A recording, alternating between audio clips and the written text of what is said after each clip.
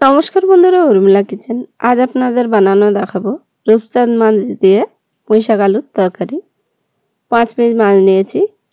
লবণ, হলুদ, গুঁড়া লঙ্কা দিয়ে মাছটাকে ভালো করে মাখিয়ে নেব। মাখানো হয়ে গেছে।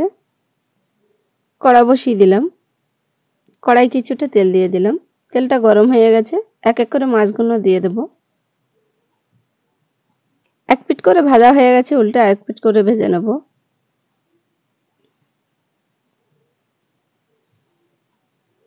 মাছগুলো ভাজা হয়ে গেছে, একটা পাত্রই তুলে নিলাম। মাছ ভাজা তেলের উপরে হাফ চামচ জিরে দিলাম, দুটো শুকনো লঙ্কা দিলাম, পেঁয়াজ কুচি দিলাম।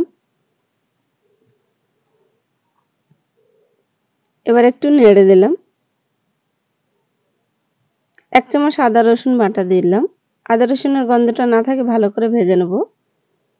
বাটা জিরে মশলা দিয়ে দিলাম। কেটে রাখা সবজি দিয়ে দিলাম। লবণ দিলাম স্বাদ মতন। দিয়ে সবজিটা কষতে থাকবো।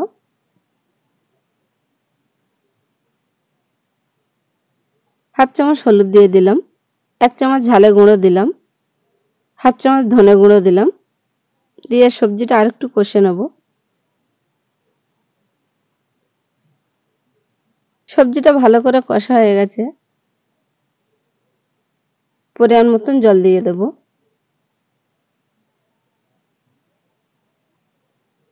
পরিমাণ মতন জল দেওয়া হয়ে গেছে। এবার একটু নেড়ে দিলাম। আপনারা চাইলে মাছ দিয়ে পুঁইশাক আলু মাছের তরকারি বানিয়ে খেতে পারেন, খুব সুন্দর লাগবে। সবজির কালার কিন্তু খুব সুন্দর হয়েছে, দেখুন। সবজিটা হয়ে গেছে। ভেজে রাখা মাছগুলো দিয়ে দিলাম। সবজিটা হয়ে গেছে। একটা প্লেটে পরিবেশন করলাম। আপনাদের ভালো লাগলে কমেন্ট, শেয়ার, লাইক, সাবস্ক্রাইব করবেন। আপনারা ভালো থাকবেন, সুস্থ থাকবেন।